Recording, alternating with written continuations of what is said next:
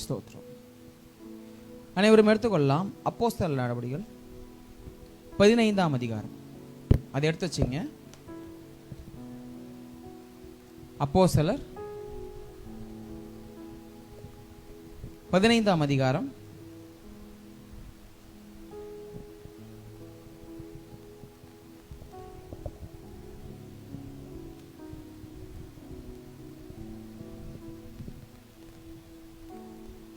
முதல் வசனம் தொடங்கி நம்ம வாசிக்க போறோம்.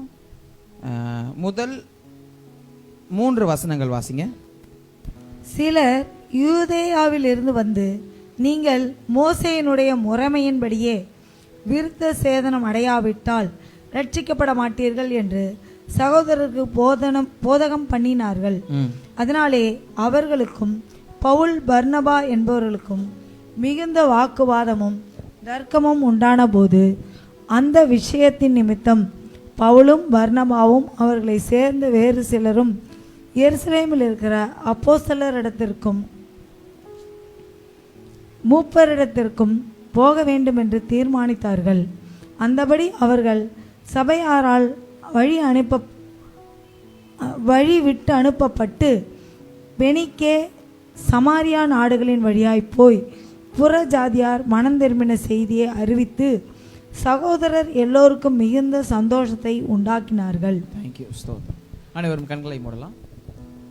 அன்பான பிதாவே, இந்த காலை வேளையில் உம்முடைய சமூகத்தில் அந்த சிறு வாலிப பிள்ளை, அந்த சிறு பிள்ளை எடுத்துன்னு வந்தது போல அப்பத்துண்டுகளை துணிக்கலைகள் போல இந்த வசனத்தின் துணிக்கை உங்களுடைய சமூகத்தில் எடுத்து வருகிறோம்.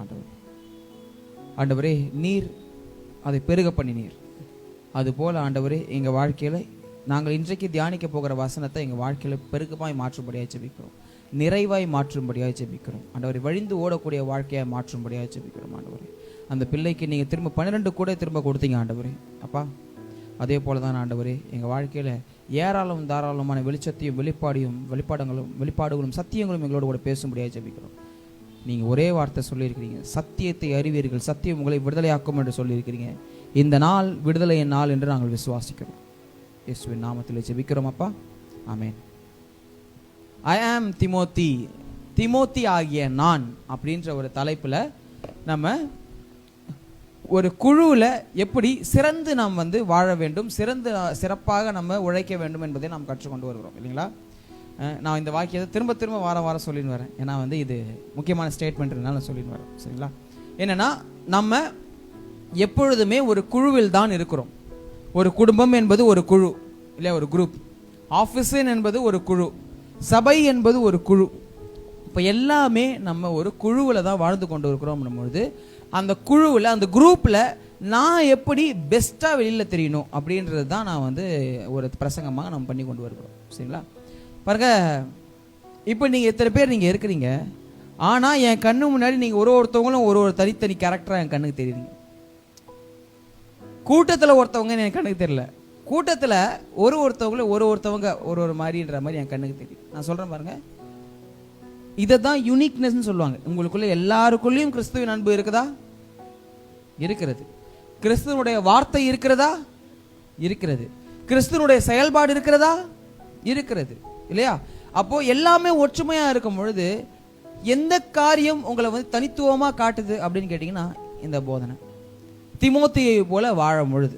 சரிங்களா? அப்போ திமோத்தின்னு சொல்லும் பொழுது நான் யாரை திமோத்தி நான் சொல்கிறேன்னு பார்த்தீங்கன்னா, நான் பவுலுடைய சீஷனை பற்றி நான் பேசலை, மாறாக அவருடைய குணங்கள் எப்படிப்பட்டது அப்படின்றத நான் பேசினு வரேன். சரிங்களா? அப்போது ஒரு குழுவில் ஒரு தனி மனிதனா, ஒரு குடும்பத்தில் ஒரு தனி மனிதனா, ஒரு ஆஃபீஸில் ஒரு தனி மனிதனா நான் எப்படி சிறந்து விளங்க வேண்டும் என்பதை தான் நம்ம பார்த்து கொண்டு வருவோம். சரிங்களா? அதில் நம்ம ஒரு சப்டைட்டிலாக இந்த திமோத்தியினுடைய குணங்கள், த ட்ரைட்ஸ் ஆஃப் திமோத்தி அப்படின்ற ஒரு தலைப்பில் நம்ம பல காரியங்கள் பார்த்து கொண்டு வருகிறோம் ஒரு சில வாரங்களாக. என்னென்னா, நேர்மையாக இருக்கணும், உண்மையாக இருக்கணும் இல்லைங்களா? வேற என்னெல்லாம் பார்த்தோம் போன வாரம்? ஊழிய மனப்பான்மையோடு இருக்க வேண்டும். Very good. யாரோ சொன்னீங்க, யாரும் இல்லை, நான் தான். சரிங்களா? யோசிக்கிறீங்க எல்லாரும். ஊழிய மனப்பான்மையோடு இருக்க வேண்டும் அப்படின்லாம் போன வாரம் பார்த்தோம். சுறுசுறுப்பாக இருக்கணும், சோம்பேறியாக இருக்கக்கூடாது அப்படின்லாம் போன வாரம் பார்த்தோம். ஞாபகம் இருக்குங்களா?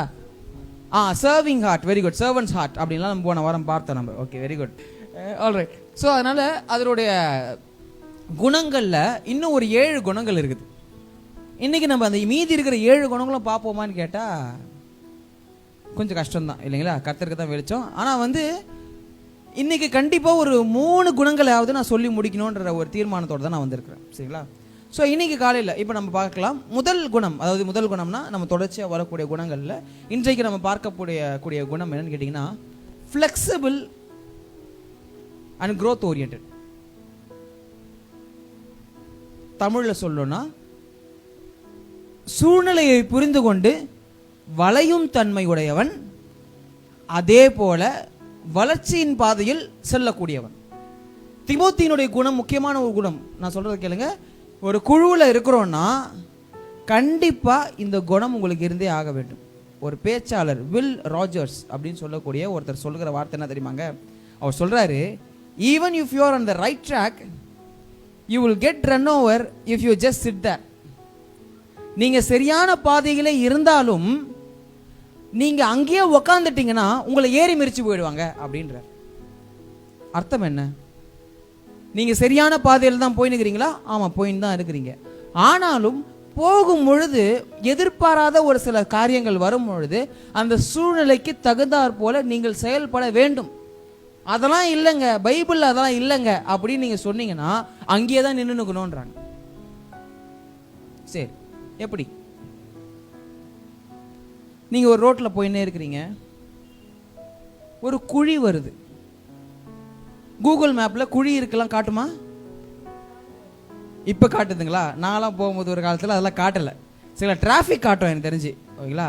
ஒரு குழி இருக்கிறது காட்டுதா என்னன்னு எனக்கு தெரியல. சரிங்களா? உதாரணத்துக்கு குழியெல்லாம் காட்டாதுன்னு வச்சுப்போம். சரிங்களா? நீங்க போய்கிட்டே இருக்கிறீங்க, ஆனா வந்து கூகுள் மேப்ல குழி காட்டல. உங்க கண்ணுக்கு என்ன தெரியுது? குழி தெரியுது. இப்போ கூகுள் மேப் என்ன சொல்லுது? ஸ்ட்ரைட்டா போன்னு சொல்லுது. ஏன் நிக்கிற, ஸ்ட்ரைட்டா போ அப்படின்னுது. நீங்க என்ன சொல்றீங்க? குழி இருக்குதுடா, என்னால் தாண்டி போக முடியாதுன்னு சொல்றீங்க. இப்போ நான் கேட்குறேன், கூகுள் மேப்பை சார்ந்து நீங்க போவீங்களா அல்லது அந்த நேரத்தில் நீங்க வேற ஏதாவது முடிவு எடுப்பீங்களா? அதாவது அந்த சூழ்நிலைக்கு என்ன தேவை?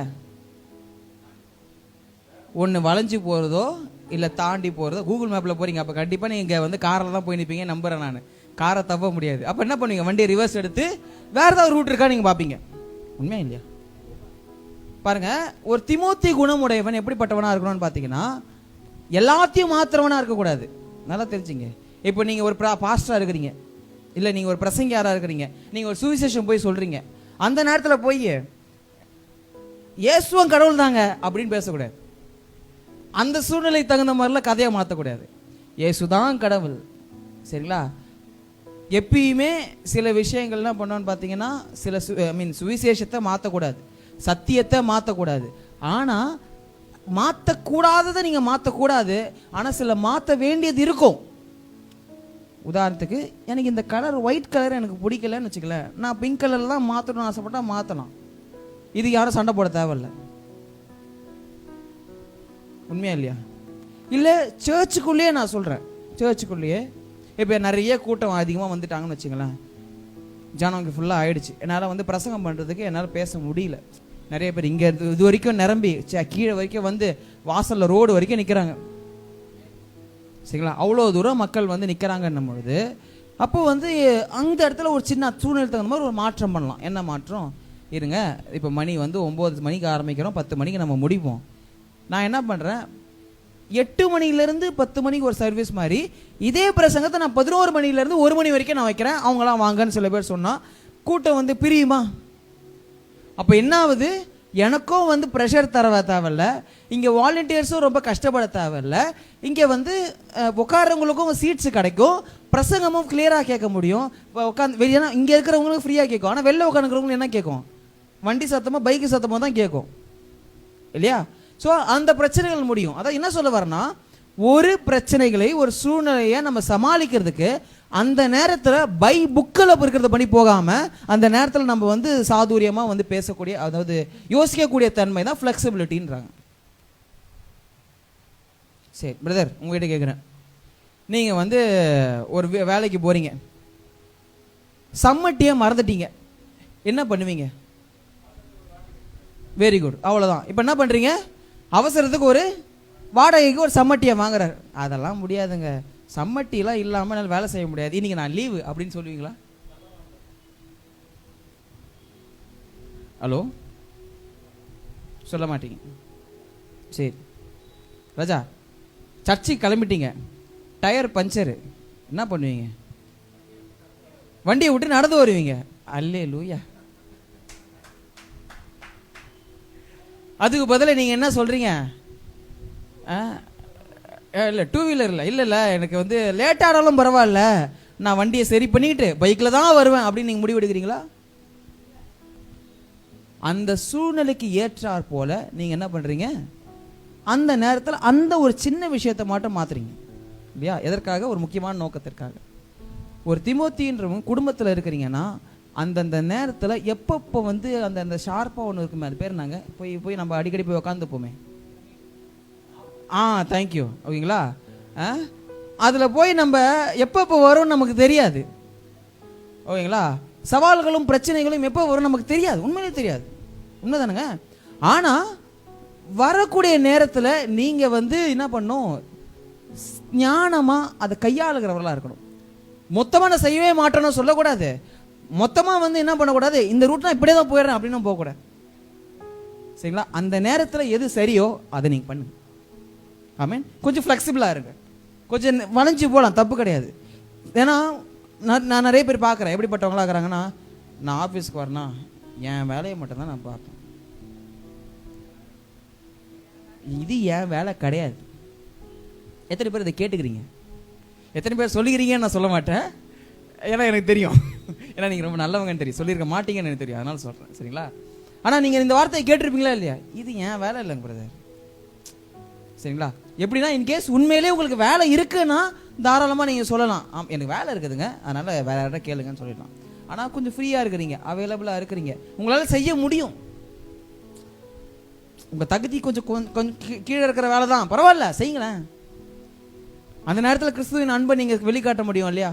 அதனால் அவர்கிட்ட பேச முடியும் இல்லையா? அவர்கிட்ட அதனால் கர்த்தருடைய வார்த்தையை சொல்ல முடியும் இல்லையா? அதான் நம்ம யோசிக்க மாட்டோம். சம்டைம்ஸ் ஃப்ளெக்சிபிளாக இருக்கிறதுனால நம்ம அதிகமான மக்களை ஆதாயம் பண்ண முடியும். பாருங்க, உதாரணத்துக்கு எடுத்துக்கலாம், அதுக்காக தான் இப்போ எடுத்தோம். அப்போஸ்தலர் நடபடிகள் 15ஆம் அதிகாரத்தில் ஒரு பிரச்சனை வருது. சரிங்களா? என்ன பிரச்சனை அப்படின்னு பார்த்தா, சுருக்கமாக நான் சொல்கிறேன். இப்போ வந்து வெறும் யூதர்கள் மட்டும் ரட்சிக்கப்பட்ட காலம் போய் இப்போ என்ன ஆகுதுன்னு பார்த்தீங்கன்னா, புறஜாதிகளும் கிரேக்கர்களும் வந்து இயேசு கிறிஸ்துவை ஏற்றுக்கொள்கிற காலமாக மாறுகிறது அந்த காலத்தில். அப்போ மாறும் போது ஒரே சர்ச்சில் யூதனும் இருக்கிறான், கிரேக்கனும் இருக்கிறான். கிரேக்கன் பீஃப் சாப்பிடுவான், யூதன் பீஃப் சாப்பிட மாட்டான் அப்படின்னு ஒரு பேச்சுக்கு எடுத்துப்போம். ஒரு பேச்சுக்கு சாப்பிடுவாங்க. சரிங்களா? ஒரு பேச்சுக்கு நான் சொல்கிறேன். யார்? யூதர்கள் பீஃப் சாப்பிட மாட்டாங்க, கிரேக்கர்கள் பீஃப் சாப்பிடுவாங்கன்னு வச்சுப்போம். இவங்களுக்குள்ளே இருக்கிற உரையாடல்லாம் ஆகுதுன்னு பார்த்தீங்கன்னா, ஐயாச்சி நாங்களாம் எங்கள் என்னது குடும்பமாக நாங்கள் வந்து என்னது பீஃபை ஐயோ பீஃபா அதெல்லாம் வந்து சாமிங்க ஒரு காலத்தில் அப்படின்ற மாதிரி கும்பிட்ட ஒரு கால மனுஷங்க இருக்கிறாங்க. இவங்க என்ன பண்ணுறாங்க, பிரதர் என்ன பிரதர், அதனுடைய வாழை தின்னுக்கிறீங்களா, அதனுடைய காலை தின்னுக்கிறீங்களான்னு பேசுகிறாங்க. சரிங்களா? இப்போ ரெண்டு பேருக்குள்ள இப்படி பேசும்பொழுது என்ன ஆகுதுன்னா, அவங்களுக்குள்ள சண்டை வருது. சரிங்களா? புரியுதுங்களா உங்களுக்கு? அந்த மாதிரி தான் 2000 வருஷத்துக்கு முன்னாடி இப்போ கிரேக்கர்களும் யூதர்களுக்கும் என்ன பிரச்சனை வருதுன்னு பார்த்தீங்கன்னா, ரத்தம் சாப்பிட்றதுல ஒரு பிரச்சனை வருது. ரத்தம் விருத்த சேதனமும் ரத்தம் சாப்பிட்றதுலையும். சரிங்களா? ஏன்னா ஒரு சிலர் ரத்தம் சாப்பிடுவாங்க, யூதர்கள் ரத்தம் தொடவே மாட்டாங்க. ஏன்னா வசனம் சொல்லுகிறது, லேவியராகமம் 17 வந்து ரத்தத்தில் என்ன இருக்குது, ஜீவன் இருக்குதுன்னு சொல்லப்படுகிறது. அதனால ஜீவன் இருக்கிறதுனால இவங்க ரத்தத்தை தொட மாட்டாங்க யூதர்கள். ஆனால் கிரேக்கர்கள் மற்ற ஆட்கள்லாம் ரத்தம் சாப்பிடுவாங்க. ரத்த ஃப்ரை, ரத்த பொரியல், ரத்த கூட்டு எல்லாம் உண்டு. சரிங்களா? ஸோ அப்படி இருக்கும் பொழுது இந்த பிரச்சனை வருது பாருங்க. எவ்வளோ பெரிய பிரச்சனை இல்லை? பெரிய பிரச்சனை இல்லை. எதில் பிரச்சனை? ரத்தம் சாப்பிடலாமா வேணாமான்னு பிரச்சனை. ரத்த பொரியல் இருக்குதுங்க, என்ன பண்றதுங்க? ஓகேங்களா? இப்போ என்ன ஆகுதுன்னு பார்த்தீங்கன்னா, இப்போ இந்த பிரச்சனை பவுலுக்கும் பர்னபாவுக்கும் தெரிகிற வருது. ரெண்டு பேரும் என்ன பண்ணுறாங்க, பயங்கரமான ஒரு டிபேட் கலந்துரையாடுறாங்க. கலந்துரையாடி இப்போ என்ன பண்ணுறாங்க, நேராக திரும்ப எருசலேமுக்கே அவங்க பாருங்க ஊழியத்தை ஸ்டாப் பண்ணிட்டு போகிறாங்க. சரிங்களா. நிறுத்திட்டு அவங்க திரும்ப வந்து எருசலேமுக்கு போய் அங்கே இருக்கக்கூடிய கவுன்சில் கிட்ட பேசுகிறாங்க. சரிங்களா.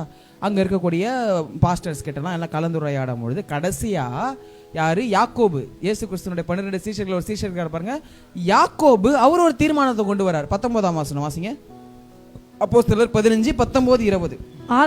ஆதலால் புற ஜாதிகளில் தேவனிடத்தில் திரும்புகிறவர்களை கலங்க பண்ணலாகாது என்றும் விக்கிரகங்களுக்கு படைத்த அசூசியானவைகளுக்கும் வேசித்தனத்திற்கும் நெருக்குண்டு செத்ததற்கும் இரத்தத்திற்கும் விலகி இருக்கும்படி அவர்களுக்கு நாம் எழுதப்பட வேண்டும் என்றும் நான் தீர்மானிக்கிறேன். அதாவது என்ன சொல்றாங்கன்னா, ஆரம்பத்துல ஒரு சின்ன ஒரு இஷ்யூவா தான் ஆரம்பிக்குது. சரிங்களா.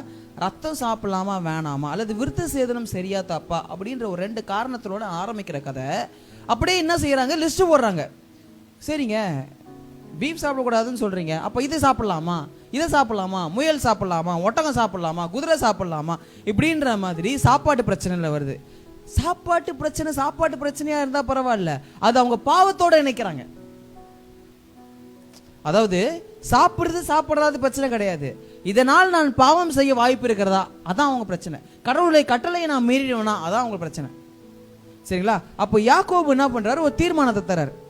எல்லாம் விசாரிச்சு எல்லாம் அனலைஸ் பண்ணிட்டு கடைசி அவர் என்ன சொல்றாருன்னா, இங்க பாருப்பா, வெறும் அவர் வந்து சாப்பாட்டு பிரச்சனை மட்டும் சொல்லாம ஒரு டிசிஷன், ஒரு தீர்மானம் சொல்றாரு. என்ன தீர்மானம், இங்க பாருங்க, ரத்தம் சாப்பிட வேணாம், அப்புறம் வந்து எந்த பாவ செயலும் பண்ண தேவையில்லை.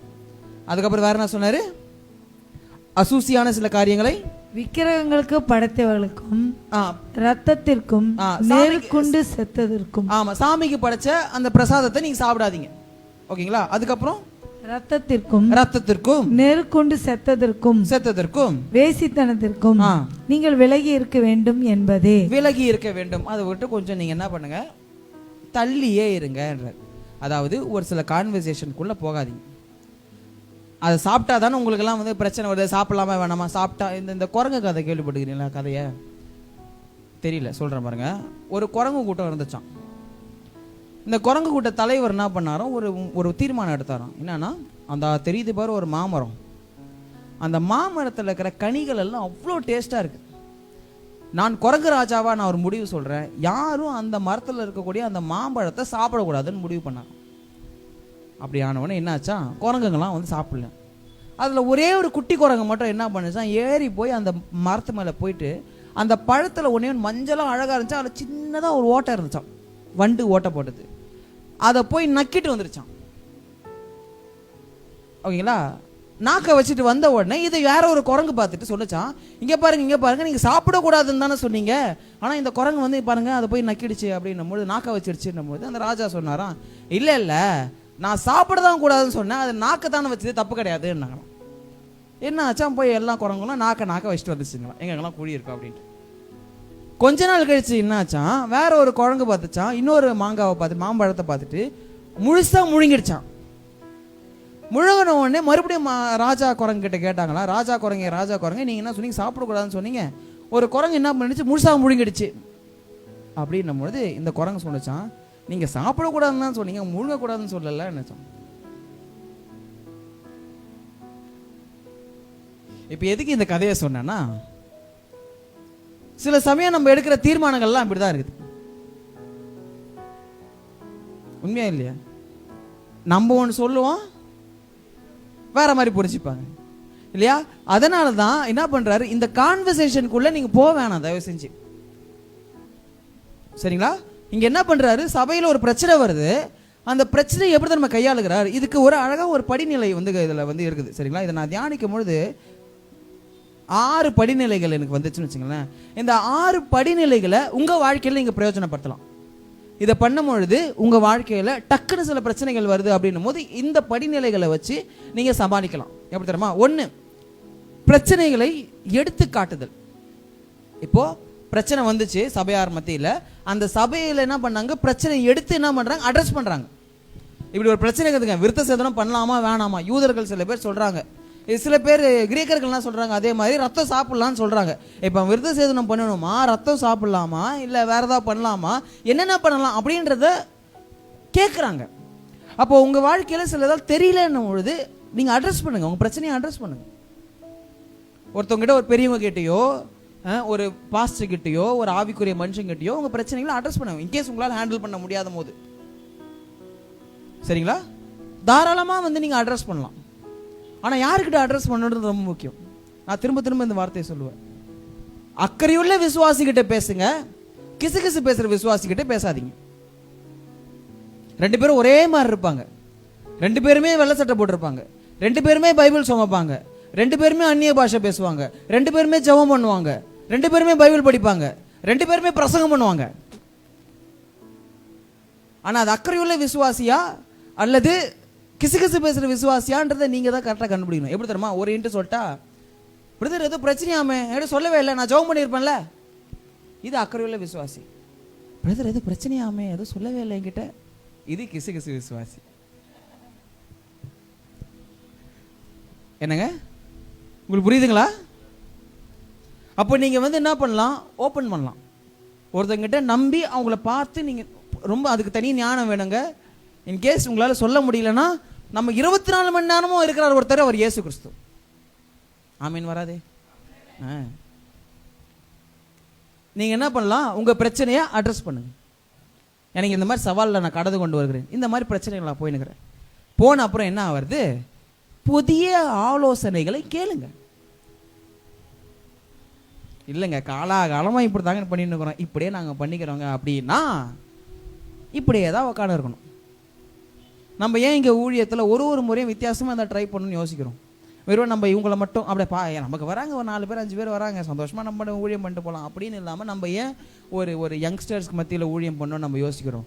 ஏன் வந்து பெண்கள் ஐக்கியம் நடத்தணும்னு நம்ம யோசிக்கிறோம். எதுக்காக நம்ம வந்து சில்ட்ரன் மினிஸ்ட்ரி பண்ணணும்னு நம்ம யோசிக்கிறோம், நம்ம செய்கிறோம். ஏன், எப்படியாவது தேவனுடைய ராஜ்யம் பரவணும், போய் சேரணும், வார்த்தை போய் சேரணும் அப்படின்ற ஒரு புதிதான யோசனைகளுக்கு நம்ம ஓப்பன் பண்ணுறோமா இல்லையா?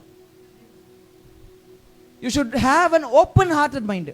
ஓகேங்களா, ஒரு ஓப்பன் மைண்ட் இருக்கணும். புதிய ஆலோசனை வந்தால் முதல்ல சொல்ல விடுங்க. பிரதர் எனக்கு ஒரு ஐடியா, உனக்கு என்ன தெரியும், வாய மூடு.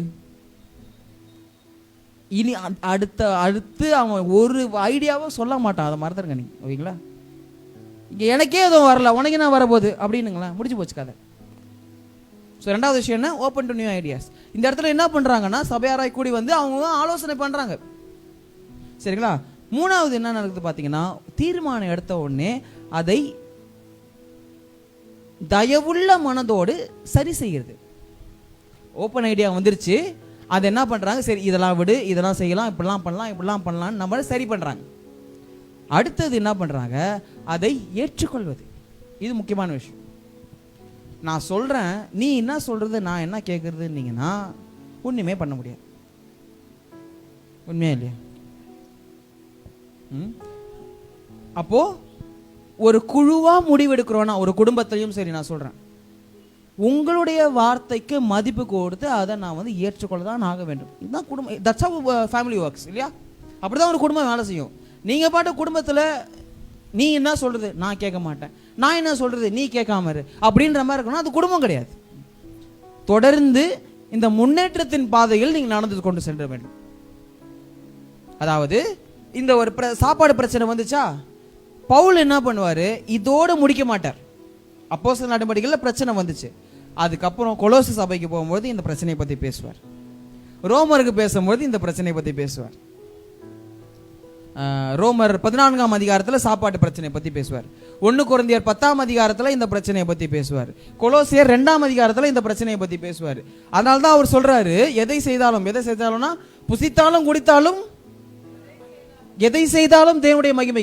வெறும் எதை செஞ்சாலும் தேவனுடைய மகிமைன்னு சொல்லலாம்ல. ஏன் சாப்பாட்டையும் தண்ணியிலும் வைக்கிறாரு கணக்க? ஏன்னா மக்களுக்குள்ள அந்த உணவை வந்து என்ன பண்றாங்க, எது கூட வச்சிருக்காங்கன்னா, அந்த உணவை வந்து கடவுளுக்கு நிகராக வச்சிருக்காங்க. நிறைய பேருக்கு வேலை தான் கடவுள், நிறைய பேருக்கு சோறு தான் கடவுள். அதாவது அப்படி சொல்ல வரலங்க, சாப்பாடு நம்ம இந்த மாதிரி சொல்ல வரல, விவசாயத்தை சொல்றேன், சரிங்களா. ஆனா பவுல் என்ன சொல்றாருன்னா, புசித்தாலும் குடித்தாலும் எதை செய்தாலும் அப்படின்னும் பொழுது எல்லா விஷயத்தையும் எது கீழே வச்சிட்டாருன்னா, கர்த்தருடைய மகிமைக்கு கீழே வச்சிட்டார். ஆனா உலகத்துல பல பேர் என்ன பண்றாங்க, எல்லாவற்றையும் கடவுளுக்கிட்ட நிகரா வச்சிட்டாங்க. ஹலோ, அப்போது இந்த ஒரு படிநிலையை நீங்கள் உங்கள் வாழ்க்கையில் பயன்படுத்தலாம். என்னென்னதுங்க? நீங்கள் வாழ்க்கையில் கொஞ்சம் ஃப்ளெக்சிபிளாக இருங்களேன். ரொம்ப ரிஜிட்டாக உட்காராதீங்க. ரொம்ப ரிஜிடாக இருந்தீங்கன்னா இருக்கலாம், தப்பு கிடையாது. ஆனால் சில விஷயத்தை உங்களால் ஆக்கப்பூர்வமாக பண்ண முடியாது, எஃபெக்டிவாக உங்களால் பண்ண முடியாது. இன்னும் கொஞ்சம் புது ஐடியாஸ் உங்ககிட்ட வரவே வராது. அதே மாதிரி இருப்பீங்க, அதே குண்டு பல்போடு தான் இருப்பீங்க. எல்இடி லைட்லாம் மாறாது. சரிங்களா? அப்போ என்ன ஆகுதுன்னு பார்த்தீங்கன்னா, திரும்பவும் ஒரு இடத்துல ஒரு முறை சொல்லிடுறேன். எப்படி நீங்கள் கொஞ்சம் ஃப்ளெக்சிபிளாக இருக்கணும்னு கேட்டிங்கன்னா, முதல்ல பிரச்சனை என்னன்றதை சுட்டி காட்ட வேண்டும். அடுத்தது புதிய புதிய ஆலோசனைகளுக்கு வழிவகுக்க வேண்டும். அதில் சிறந்ததை நீங்கள் ஏற்றுக்கொள்ள வேண்டும். அதன்படி என்ன பண்ணணும்? செயல்படுத்த வேண்டும். அது ஒப்புக்கொள்ள வேண்டும், செயல்படுத்த வேண்டும். அதற்கு பிறகு அதே பாதையில் நீங்கள் செல்ல வேண்டும். அப்படி ஒரு மனுஷனாக வாழ வேண்டும். இதை நான் சொல்ல விளங்குது. பவுலும் பர்னபாவும் அப்படிப்பட்ட ஒரு மனுஷன் தான். சரிங்களா? ஊழியக்காரர்கள், வேதத்தில் பார்க்குற அநேக ஊழியக்காரங்க கொஞ்சம் ஃப்ளெக்சிபிளாக தான் இருப்பாங்க. போவாங்க, சொல்கிறாரு, நான் யூதனுக்கு யூதனாயும் கிரேக்கனுக்கு கிரேக்கனாயும் இருந்தேன்றார். அப்போனா என்ன அர்த்தம்? அவர் போய் அங்கே சாமியை போய் கும்பிட்டாருன்றாரா? இல்லை இல்லை இல்லை இல்லை. கிரேக்கங்கிட்ட பேசும்பொழுது, யோ என்கிட்டயும் கிரேக்க பாஸ்போர்ட்லாம் இருக்குதுயா அப்படின்னு பேசுகிறார்.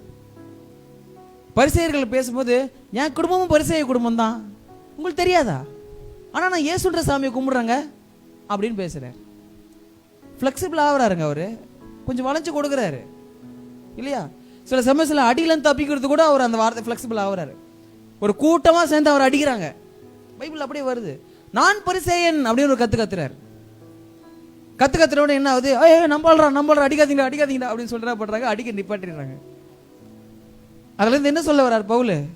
கொஞ்சம் ஃப்ளெக்சிபிளா இருங்க, அடியில இருந்து தப்பிப்பீங்க. Okay, so always be flexible in your life. ஆல்வேஸ்ன்றதை விட at least sometimes be flexible in your life. Okay, ஸ்தோத்திரம். அடுத்தது இன்டர்னல் மோட்டிவேஷன். ஒரு திமோத்தேயு போல இருக்கிறீங்கன்னா, ஒரு யூனிக்காக இருக்கிறீங்கன்னா, இன்டர்னல் மோட்டிவேஷன் இருக்கணும். தமிழில் சொல்லணும்னா உள்ளார்ந்த ஊந்துதல். சொல்லுங்க என்னங்க? இன்னும் சத்தமா? உள்ளார்ந்த கஷ்டமாக இருந்தா உள் ஊந்துதல். சொல்லுங்க, அது என்னங்க உள் ஊந்துதல்? உள்ள இருந்து முக்கணும்ன்றீங்களா? இன்னும் இன்டர்னல் மோட்டிவேஷன் அப்படின்னா, இயேசு கிறிஸ்து ஒரு இடத்துல சொல்றாரு, ஒரு வேளை ஒருத்தவன் வந்து ஒரு போர் சேவகன், ஒரு போர் வீரன், ரோம போர் சேவகன் வரான். நீங்க ரோட்ல நடந்து போயிருக்கிறீங்க. ஒரு ரோம போர் சேவகன் வந்து, ஒரு ரோமன் சோல்ஜர் வந்து, இங்க வா அப்படின்னு கூப்பிட்டு, சொல்லுங்க சார், இந்தா இதை புடி. சரிங்க சார். இந்தா இதை புடி. சரிங்க சார். இந்தா இதை புடி. சரிங்க சார், என் கூட வா அப்படின்னு சொன்னா போய் தான் ஆகணும். அதாவது உங்களை கேரியர் மாதிரி யூஸ் பண்ணா நீங்க போய் தான் ஆகணும். அந்த காலத்துல அது ஒரு சட்டம். ஓகேங்களா? அப்போ ஒரு போர் சேவகன் என்ன பண்றான்? உங்களை வந்து அந்த மாதிரி யூஸ் பண்ணிக்கிறான். அவனுக்கு எந்த அளவுக்கு ரைட்ஸ் இருக்குன்னா, 1 மைல் கூட்டுன்னு போகலாம். உங்களை என்னால் தூக்க முடியல, இதெல்லாம் தூக்கின்னு வா அப்படின்னு சொல்லிட்டு உங்களை யூஸ் பண்ணானா நீங்க அந்த சட்டப்படி செஞ்சுதான் ஆகணும். சரிங்களா? அப்போ என்ன ஆகுது? நீங்க வச்சுட்டா இப்போ நீங்க நடந்து போயினே இருக்கிறீங்க. போகும்பொழுது இந்த சேவகன் என்ன பண்ணுவான்? யாரா நீ அப்படின்னு சொல்லிட்டு கிண்டல் பண்ணிக்கிட்டே வரும். தூக்கு ஒழுங்கா தூக்கு, ஹெல்மெட்டை ஒழுங்கா புடி, அதெல்லாம் போட கீழே விழுது பாரு அப்படின்னு தள்ளி விடுறது, தட்டி விடுறது, கிண்டல் பண்றது, இந்த மாதிரி வழி பூரா செஞ்சுன்னு வருவாங்க. இந்த 1 மைல் தூரமா. சரிங்களா? 1 மைல் தூரம் வந்தாச்சு. வந்த உடனே எல்லாம் கிண்டலும் முடிச்சுட்டு ரிலாக்ஸ் ஆகிட்டு, அப்பா மைண்டு ரிலாக்ஸ் ஆகிடுச்சுப்பா, சரி என் ஹெல்மெட்டெல்லாம் கொடு, வாங்கினேன், என் கேடயத்தை கொடு, என் கத்தியை கொடு, என் பையெல்லாம் கொடு அப்படின்னு சொல்லிட்டு வாங்கின்னு போகிறான்னு வச்சுக்கலாம். இயேசு கிறிஸ்து சொல்கிறாரு, அவன் வாங்குறதுக்கு முன்னாடி, யார் இந்த போர் சேவகன் வாங்குறதுக்கு முன்னாடி நீ ஒரு வார்த்தை சொல்லுன்றார். என்னது சார்? 1 மைல் வந்து நடந்தான் இல்லையா, இன்னொரு மைல் நான் உங்க கூட வரேன் அப்படின்றான். உங்களுக்கு புரியுதுங்களா? நீங்க என்ன சொல்லணுமா? உங்களை பார்த்து கிண்டல் பண்ணவன், உங்களை யூஸ் பண்ணவன், அவனை பார்த்து சொல்லணும், இன்னும் கொஞ்சம் நாளா யூஸ் பண்ணுங்க அப்படின்னு சொல்லுங்கன்றார். இன்னொரு 1 மைல் வந்து என்ன யூஸ் பண்ணுங்க, பரவாயில்ல நான் வரேங்க அப்படின்னு சொன்னா இந்த போர் சேவகன் ஒன்றும் சொல்ல முடியாது. என்னடா இவனே வரேன்றானே, சரி வா அப்படின்னு வந்து ஒரு உற்சாகத்தில் சொல்லிட்டான்னு வச்சுங்களேன், அடுத்து வர 1 மைல் இவனுக்கு நரக வேதனை. யாருக்கு? போர் சேவகனுக்கு. ஏன்னா அந்த 1 மைல் வரைக்கும் தான் வந்து இவனோட கண்ட்ரோலில் ஓடினான். அடுத்த இன்னொரு மைல் இந்த தூக்கின்னு வரான் பாருங்க, அவனுடைய விருப்பத்தின்படி வர்றதுனால அவனுக்குள்ள, இந்த போர் சேவனுக்குள்ள ஒரு மனசு கஷ்டம் வரும். ஐயோ நம்ம கஷ்டப்படுத்துகிறோமே, அவன் அடுத்து வர 1 மைலுக்கு இந்த போர் சேவகன் அமைதியா வருவானா. என்ன சொல்ல வர்றாரு? You must be ready to go an extra மைல்ன்றார். இதான் இன்டர்னல் மோட்டிவேஷன். உன்னை 1 மைல் நடக்க சொன்னா நீ 2 மைல் போன்றார். எங்க இருக்குது இந்த வசனம்? மத்தேயு 5ஆம் அதிகாரம் 41 எடுங்க.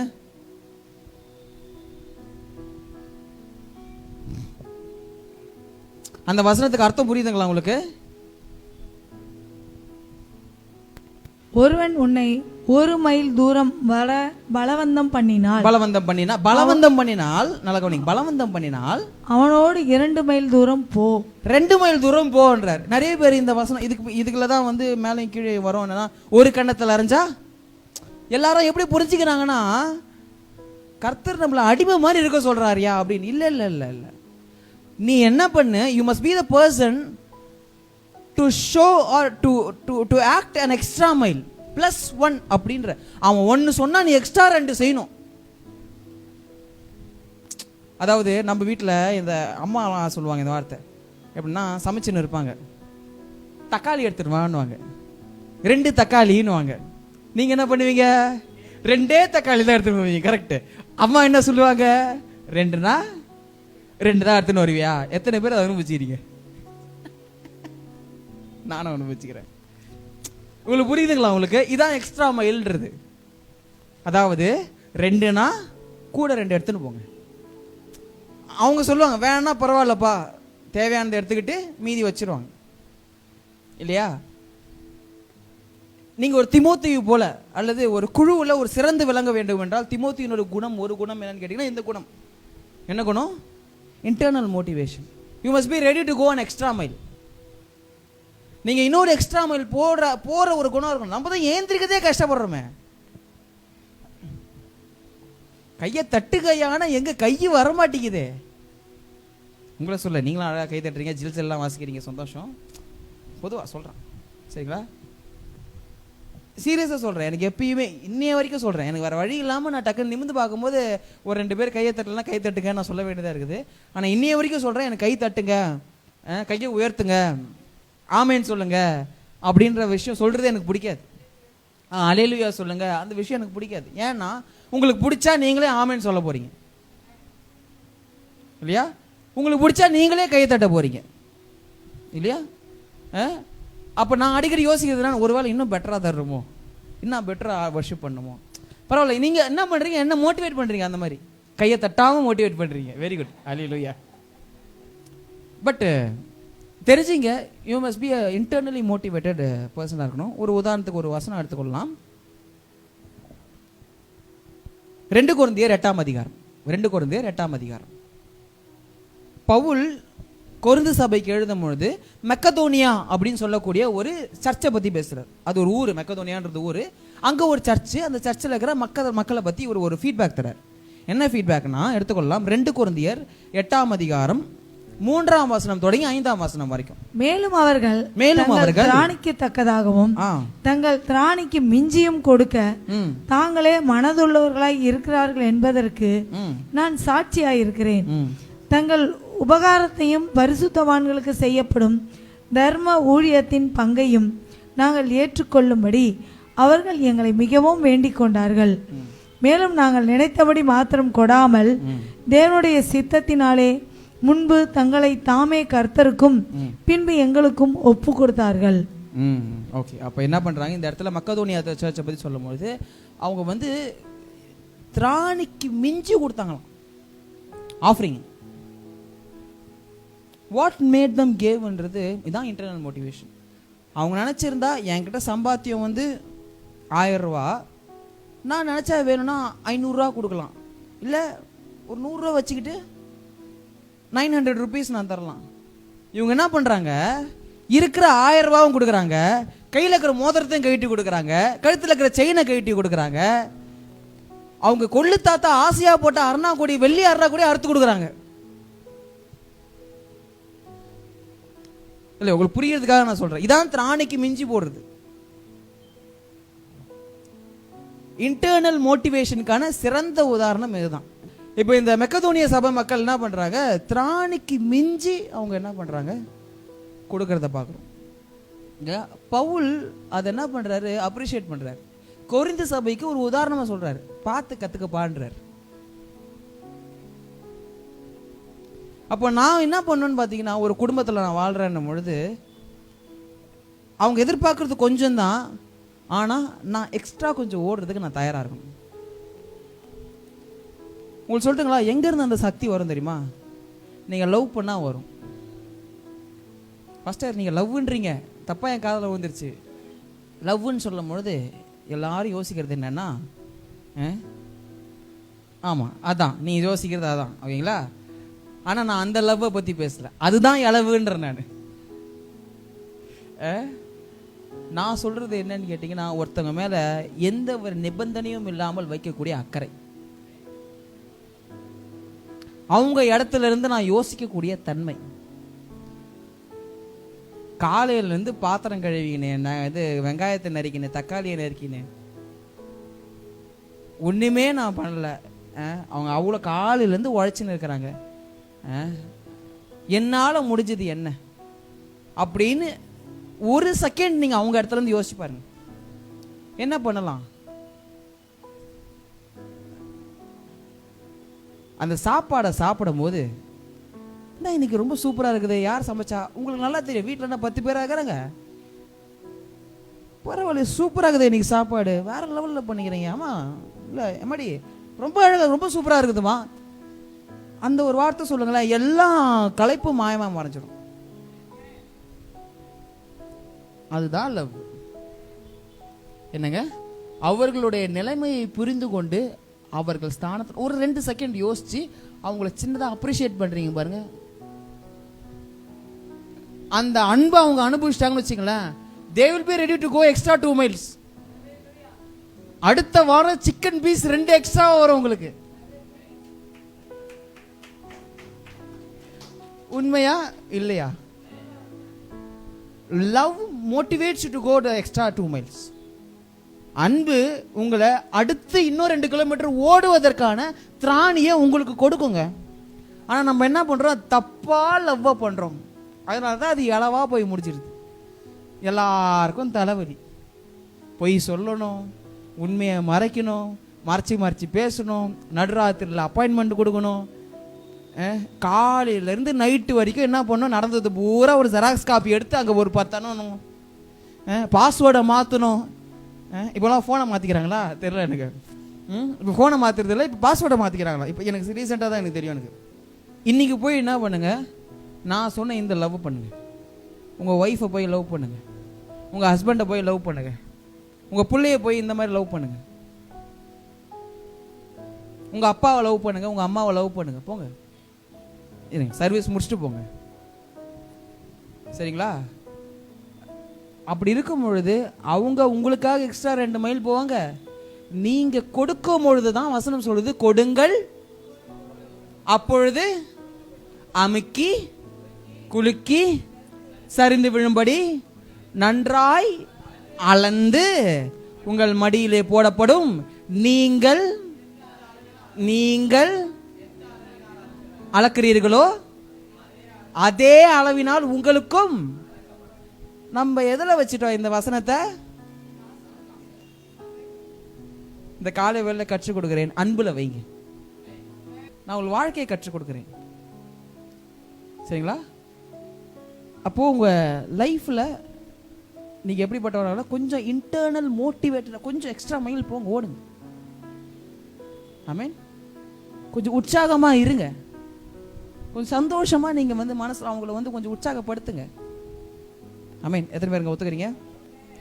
ஒரு உண்மையான ஒரு திமோத்தி குணமுடையவன், இந்த இன்டர்னலா மோட்டிவேட் ஆகக்கூடிய ஒரு மனுஷன் எப்படி இருப்பான்னு பார்த்தீங்கன்னா, செல்ஃப் ஸ்டார்டரா இருப்பான். உங்க வீட்டில் இருக்கிறீங்க, உங்க வீட்டில் இருக்கிற அறைகளை பார்க்குறீங்க, உங்க அறையிலையோ இல்லை மற்ற இடங்களை பார்க்கும் பொழுது, உங்க வீட்டில் இருக்கக்கூடிய மற்ற அறைகளை பார்க்கும் பொழுது, இந்த பொருள் இருந்தால் நல்லா இருக்கும்னு நினைக்கிறேன் அப்படின்னு யாரை யோசிக்கிறீங்களா? கண்டிப்பாக யோசிப்பீங்க. இந்த இடத்துல ஒரு டிவி இருந்தால் நல்லா இருக்கும்ல, அழகாக இப்படி உட்காந்துக்கலாம், இப்படி ஏசி இங்கே போட்டுக்கலாம், இந்த மாதிரி யோசிக்கிறீங்களா நீங்கள்? அது நம்ம வெறும் வீடு கட்டும் போது மட்டும் நம்ம யோசிக்கிறது இல்லை, கட்டி முடிச்சு 10 வருஷம் வாழ்ந்த அப்புறமா நம்ம என்ன செய்வோம், ஒரு டிவி வாங்கணும்னா ஒரு டிவி இல்லை டிவி வேணாம், பேசாமல் இந்த இடத்துல ஒரு ஏசி ஃபிக்ஸ் பண்ணிடலாம், அந்த மாதிரி நீங்கள் யோசிச்சு இருந்துக்கிறீங்களா? உங்கள் வீடை கொஞ்சம் ஆல்டர் பண்ணணும், கொஞ்சம் இது பண்ணணும், இதை எடுத்துன்னு வரணும், அதை எடுத்துன்னு வரணும். யோசிக்கிறீங்களா? இந்த டைல்ஸ் ஒழுங்காக இல்லை, இந்த டைல்ஸை கொஞ்சம் மாற்றினா நல்லாயிருக்கும், எப்படி யோசிப்பீங்களா? இதை யார் சொல்கிறா? வெரி குட், நம்மளே யோசிக்கிறோம். செல்ஃப் மோட்டிவேஷனில், உள்ளார்ந்த ஊந்துதலில், இது எப்படிப்பட்ட ஒரு மனுஷன், அவன் ஒரு மனுஷன் வந்து உள்ளார்ந்த ஊந்துதல் உடைய மனுஷனாகிறான்னா அவன் இந்த மாதிரி செல்ஃப் ஸ்டார்டராக இருப்பான், அவனே யோசிப்பான். பாருங்க, ஒரு சர்ச்சில் ஒரு பிலீவர் சொன்ன வார்த்தையை நான் சொல்கிறேன். அந்த பிரதர் எப்படிப்பட்டவராக இருப்பார்னா, ஒரு பிரச்சனையே கண்டுபிடிச்சிருவாங்க சர்ச்சில். ஏதோ ஒரு மிஸ் ஆகுது, இல்லை ஏதோ ஒரு வயரிங் பிரச்சனை, அந்த மாதிரி ஏதாவது இருக்குதான்னு பார்த்துக்கிட்டே இருப்பாரா, கண்டுபிடிச்சிருவாராம். கண்டுபிடிச்சி என்ன பண்ணுவாரா, அதுக்கேற்ற தீர்வை போய் தேட போயிடுவாராம். தேட போய் கண்டுபிடிச்சி இன்கேஸ் ஏதாவது வாங்கணும்னா வாங்கி வச்சுருவாராம். இல்லை வந்து தீர்வு, அவர்கிட்ட காசு இல்லைன்னா அது இப்படி தான் ஒரு தீர்வு அப்படின்னு சொல்லி ரெடி பண்ணி வச்சுருவாராம். இந்த தகவல் பாஸ்டருக்கு வரும்போது யாராவது ஒருத்தருக்கு சொல்லுவாங்க இல்லையா, பாஸ்டர் இந்த மாதிரி பிரச்சனை வருது அப்படின்னு சொல்லும்போது இந்த பிரதர் என்ன பண்ணுவாராம், டக்குன்னு வந்து இந்த தீர்வை எடுத்து சொல்லுவாராம். பாஸ்டர், நான் தேடி பார்த்தேன், இந்த பிரச்சனைக்கு ஆனால் தீர்வை நான் உருவாக்கிட்டேன் அப்படின்னு. நான் சொல்கிறேன் பாருங்க, இந்த மாதிரி ஊழியக்காரங்க தான் நிறைய பேர் எதிர்பார்ப்பாங்க இல்லையா? பாஸ்டர் கிட்ட பிரச்சனை வர்றதுக்கு முன்னாடியே அந்த தீர்வை வந்து கண்டுபிடிச்சி அந்த தீர்வுக்கான ஆலோசனைகளை பாஸ்டருக்கு சொல்லக்கூடிய ஒரு குணம். இதுதான் செல்ஃப் சர்வீஸ்ன்னு சொல்றேன் நான், செல்ஃப் ஸ்டார்டிங் சர்வீஸ்ன்னு சொல்றேன். எத்தனை நான் சொல்ற விளக்குதுங்க? அப்போ இன்டர்னலாக நீங்கள் மோட்டிவேட் ஆகுறீங்கன்னா இந்த செல்ஃப் ஸ்டார்டிங் வந்து இருக்கணும். ஆனால் அதில் ஒரு முக்கியமான விஷயம், அதுக்குள்ள கண்டிப்பாக ஒரு ஆர்வமும் இருக்கணும், கட்டுப்பாடும் இருக்கணும். நீங்கள் பாட்டுக்கு செய்யணுன்ட்டு செஞ்சுக்கிட்டே இருக்கக்கூடாது இல்லையா? அப்படியே வந்து இங்கே அது வரைக்கும் வந்து இங்கே வரைக்கும் வந்து இங்கே வரைக்கும் இங்கே தாண்டி தாண்டி அப்படி போயிடக்கூடாது. அது ஆர்வம் இல்லை, இது ஆர்வ கோளாறு. அதே மாதிரி கட்டுப்பாடு நிச்சயமாகவும் இருக்கணும், சரிங்களா? அப்போ தான் ஒரு எல்லையோடு நீங்கள் செய்வீங்க, சிறந்தும் செய்வீங்க. அண்டு கடைசியாக டைம் ஆயிடுச்சு, இன்னொரு 10 நிமிஷம் இருக்குது. ஆனால் சரி, 3வது மட்டும் வேகமாக முடிச்சிடறேன், சரிங்களா? 3வது கடைசியாக இதான், சரிங்களா? தீமோத்தி குணமுடையவன் குட் கம்யூனிகேட்டராக இருக்கணும், சிறந்த தொடர்பாளராக இருக்கணும். அதாவது ஒரு தகவலை எடுத்து சொல்பவர், சிறந்து சொல்ல வேண்டும். சரி, இதை நான் ரொம்ப சுருக்கமாக சொல்கிறேன். Who is a good communicator? நல்லா பேசுகிறவங்க யார் அப்படின்னு கேட்டிங்கன்னா, எனக்கு நல்லா பேச தெரியுங்க அப்படின்னு சொல்கிறவங்க இல்லை, எனக்கு பேச ரொம்ப பிடிக்குங்க அப்படின்னு சொல்கிறவங்க இல்லை. சிறந்த கம்யூனிகேட்டர் யார் தெரியுமா? நல்லா ஒரு தகவலை ரொம்ப ரிலேட்டபிளாக, ரொம்ப புரிதலோடு சொல்லக்கூடிய ஒரு நபர். சிறந்த பேச்சாளர்னு வச்சுப்போம் இந்த தலைப்பு, ஓகேங்களா? ஒரு தீமோத்தி குணமுடையவன் நல்ல பேச்சாளராக இருக்க வேண்டும். யார் அந்த பேச்சாளர் அப்படின்னு கேட்டிங்கன்னா, நல்லா பேசுகிறவன் பேச்சாளர் கிடையாது, நல்லா கவனிக்கிறவன் பேச்சாளர். A good communicator is a good observer. He will always be attentive. எதிர்மே நான் சொல்ல வழங்குது. தமிழில் சொல்லணுமோ? ஒரு சிறந்த பேச்சாளர் அவன் சிறப்பாக கவனிக்கிற மனுஷனாக இருப்பான், சரிங்களா? ஒருத்தவங்க என்னென்ன பண்ணுறாங்க, என்னென்ன செய்கிறாங்க அப்படின்றத முழுசாக அவருடைய தகவலை அவன் வந்து கவனிக்கிறவனாக இருப்பான். கவனித்த பின் பேசுகிறவனே, ஒருங்கிணைத்து என்ன பேசணுன்றதை யோசித்து ஒருங்கிணைச்சு சொல்லுகிறவனே சிறந்த பேச்சாளர். அந்த பேச்சு நிமித்தமாக என்ன ஆகணும்னு பார்த்தீங்கன்னா, 2 பேர் இணையணும். இயேசு கிறிஸ்து சொல்றாரு, சமாதானம் பண்ணுகிறவர்கள். யாருக்கு நடுவில் சமாதானம் பண்ணும்? அப்ப சமாதானம் பண்ணுகிறவர்கள் அப்படின்னு சொல்லும் போது அந்த இடத்துல என்ன இருக்கு? பிரிவு இருக்குன்னு அர்த்தம். என்ன இல்லை அங்க? சமாதானம் இல்லைன்னு அர்த்தம். சமாதானம் இல்லை, ஆனா இவர் என்ன பண்றாரு, இவர் பேச்சின் விளைவாக அங்க என்ன உருவாகுகிறது? அப்ப எப்போ ஒரு மனுஷன் சமாதானம் தர முடியும், எப்படி அவன் பேச முடியும்னா, முதல்ல அங்க என்ன பிரச்சனைன்னு முதல்ல கவனிக்கணும். உண்மைதானுங்க?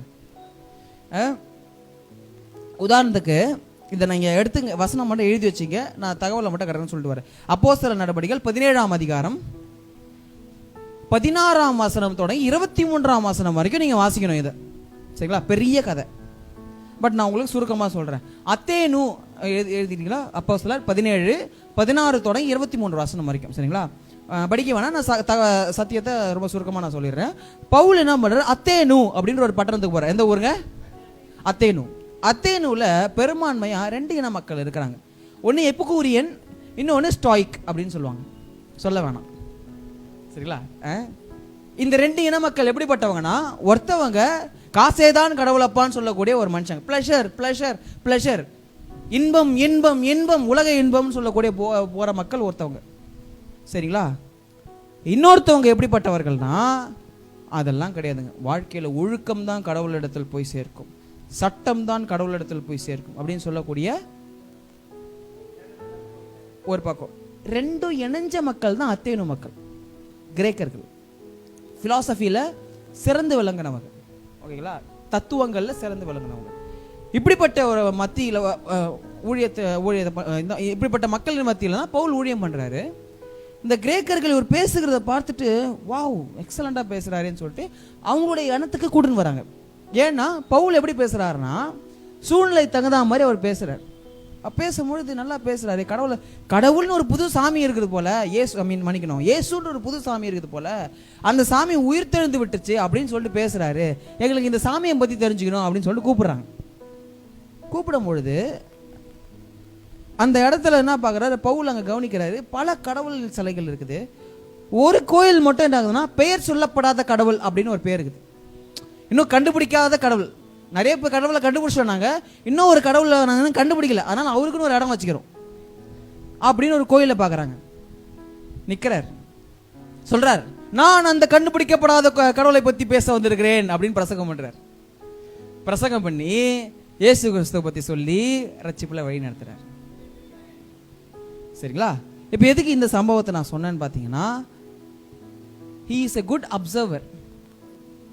கவனிச்சார், சுத்தி கவனிச்சுட்டு அந்த சூழலை தனக்கு என்ன பண்ற சாதகமாக அவர் மாற்றிக்கொண்டார். அவர் பேசியிருந்தா எப்படி பேசிருக்கலாம், பேதுரு மாதிரி பேசணும்னு வச்சுங்களேன்.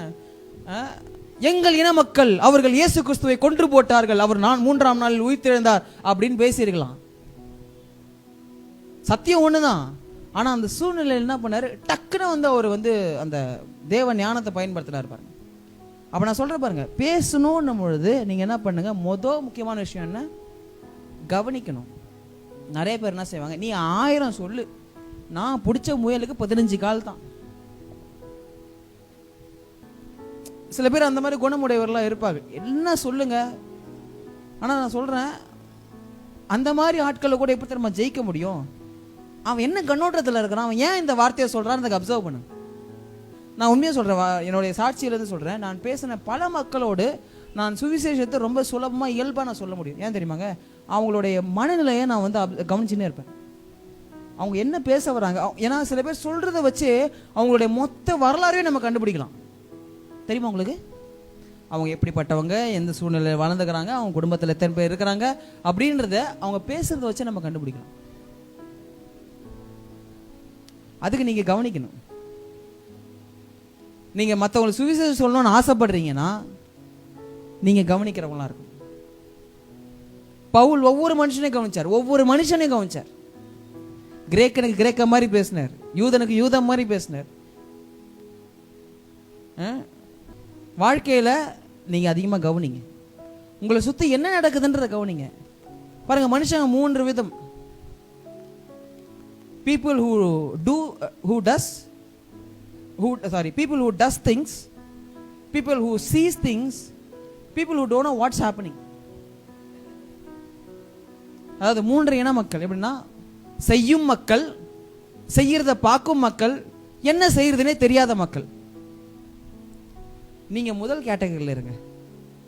முதல் கேட்டகரியில்னா at least be the second person. கவனிக்கிற மக்களாவது இருங்க. ஒரு கட்டத்துக்கு மேலே நீங்கள் முதல்ல போயிடுவீங்க. 3ஆவதுல மட்டும் போயிடாதீங்க. என்ன நடக்கட்டும், என்ன நடந்தா என்ன, நான் எனக்கு சோறு கிடைக்குது, எனக்கு சம்பளம் கிடைக்குது, எனக்கு வேலை கிடைக்குது, பெட்ரோல் வேலை 100 ரூபா போனால் என்ன, 150 ரூபா போனால் என்ன, நான் போகிறேன், பெட்ரோலை போடுறேன், ஆஃபீஸுக்கு போகிறேன், எனக்கு சாப்பாடு வீட்டிலேருந்து வருது, சாப்பிட்றேன், ஜாலியாக இருக்கிறேன், ஏசியை போடுறேன், தூங்குறேன் அப்படின்னு இருந்தீங்கன்னா 3ஆவது கேட்டகரிக்கு போயிடுவீங்க. சுற்றி ஏன் நடக்குதுன்னு கவனிங்க, சுற்றி என்ன நடக்குதுன்றதை கவனிங்க. வெறும் உங்கள் வாசலில் மட்டும், வீட்டு வாசலில் குப்பை இருக்குதுன்னு மட்டும் பார்க்காதீங்க. உங்கள் தெருவில் குப்பை கிடக்குதா, நீங்கள் அல்லனாலும் பரவாயில்ல, முனிசிபாலிட்டி காலாவது பண்ணுங்க. Hello, be the good communicator. சிறந்த பேச்சாளராக மாறுங்க. சரிங்களா? சிறந்த பேச்சாளராக மாறுங்க, வாயாடுறவங்களாம் மாறாதீங்க.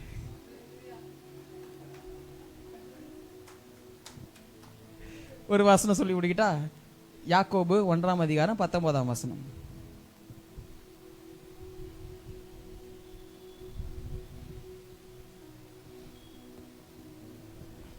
1:19.